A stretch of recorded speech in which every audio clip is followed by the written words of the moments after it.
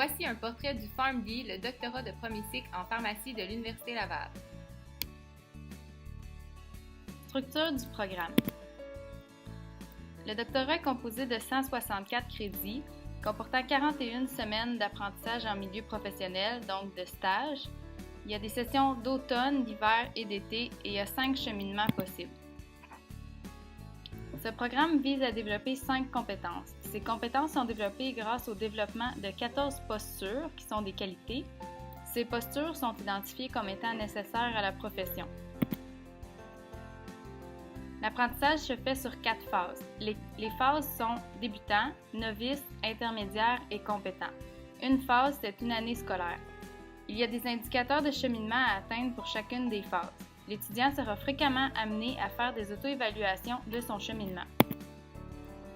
Le programme est composé de 15 unités de formation. Celles-ci sont les éléments de référence pour chacune des sessions du programme et de plusieurs autres activités de formation. Celles-ci sont les différentes activités présentes dans le programme.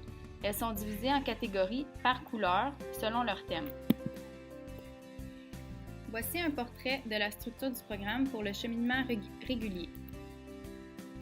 En vert, nous avons les outils méthodologiques et conceptuels. Ces activités sont présentes principalement lors de la première session. En bleu, nous avons les classes de médicaments, en référence avec la classification pharmacologique des médicaments. Ces activités sont présentes pendant presque toute la formation. Un rappel des classes vues est fait d'une phase à l'autre du programme. En jaune, nous avons l'environnement de la pratique pharmaceutique en lien avec l'environnement interne d'une pharmacie, donc prise en charge des médicaments, gestion et régulation de la pratique pharmaceutique. En mauve, nous avons les activités de collaboration interprofessionnelle, 3 activités à réaliser avant la fin de la 3e année du programme. Ces activités sont offertes à distance sur une période de 3 semaines seulement.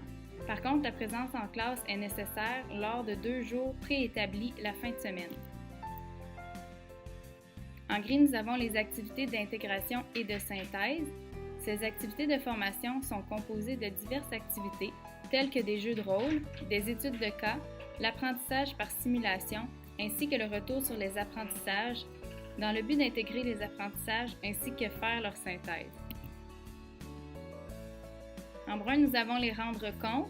Ces activités sont présentes à la fin de chacune des phases du programme.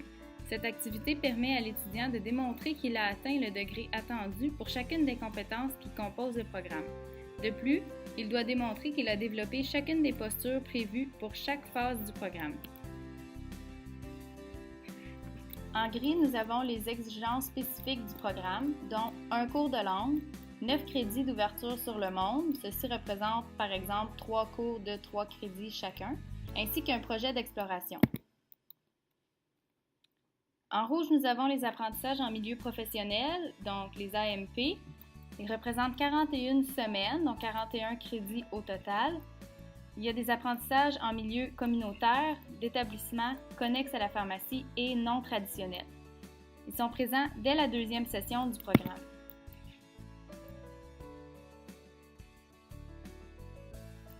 Le modèle apprentissage, il est basé sur 4 phases de développement de 5 compétences.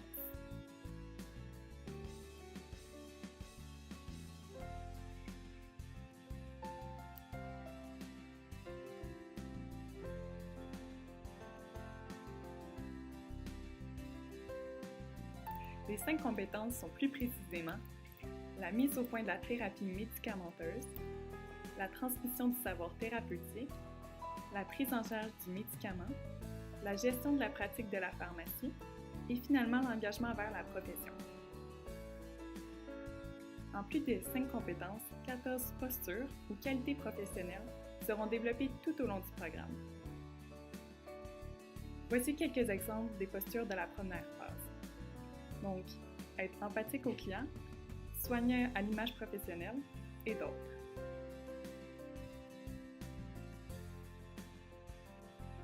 Ce modèle d'apprentissage s'inscrit dans une stratégie de professionnalisation, se développe dans le temps, selon les 4 phases, dont chacune correspond à un degré de développement de plus en plus élevé des 5 phases. Le continuum d'apprentissage. Elle représente une structure permettant une continuité entre 5 grandes catégories d'apprentissage, non seulement dans la globalité du programme, mais aussi dans chaque phase. Donc, premièrement, nous avons les apprentissages théoriques qui serviront dans les apprentissages pratiques, qui eux-mêmes serviront dans les apprentissages par simulation, qui serviront dans les apprentissages en milieu professionnel, AMP, qui seront finalement discutés lors des retours sur les apprentissages.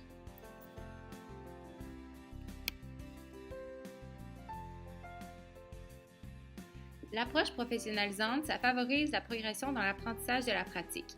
Chaque année correspond à une phase et il y a des attitudes ciblées pour chaque compétence à chaque phase. Donc, finalement, l'approche professionnalisante, c'est le recours à plusieurs moyens pédagogiques, dont les cours magistraux, l'auto-apprentissage, les simulations,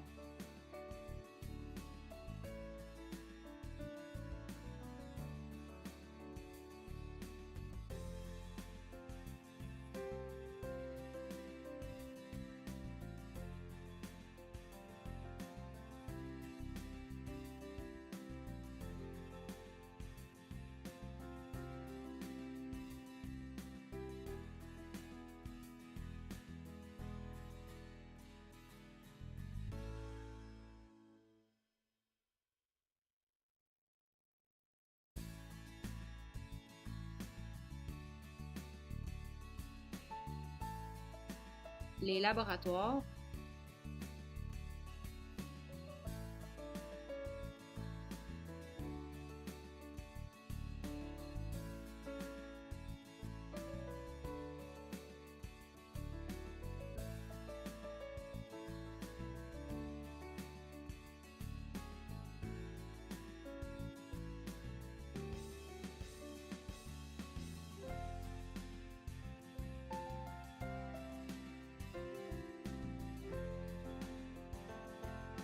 et les apprentissages en milieu professionnel.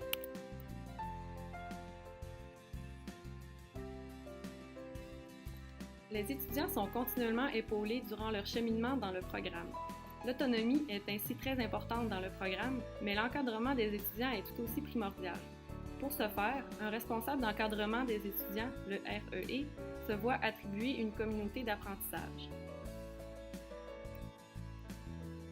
Ce responsable connaît très bien la pratique pharmaceutique et est une personne ressource sur laquelle les étudiants peuvent compter. Il supervise une communauté d'apprentissage. Le REE propose des activités dans le but d'encourager la participation et l'autonomie. Le responsable d'encadrement supervise une communauté d'apprentissage, le CA. Il s'agit en fait du regroupement de 32 étudiants, séparés en sous-groupes de 8 personnes. Il sera souvent nécessaire de travailler en équipe avec les élèves au sein de cette communauté. Ainsi, à quoi sert le responsable d'encadrement et la communauté d'apprentissage? Afin de se professionnaliser et apprendre à gérer ses apprentissages, à favoriser la collaboration entre les professionnels de la santé. Elle permet aussi d'échanger des opinions et des expériences avec les autres étudiants. Finalement, le but principal de ce regroupement est la réussite des études dans une dynamique intéressante d'apprentissage.